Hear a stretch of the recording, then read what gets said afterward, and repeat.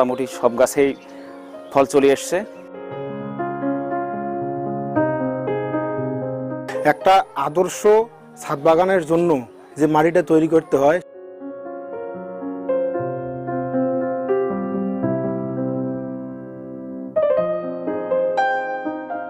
আর বাচ্চারা থেকে শুরু করে সবাই আসতেছে দেখতে, আমার খুবই ভালো লাগতেছে।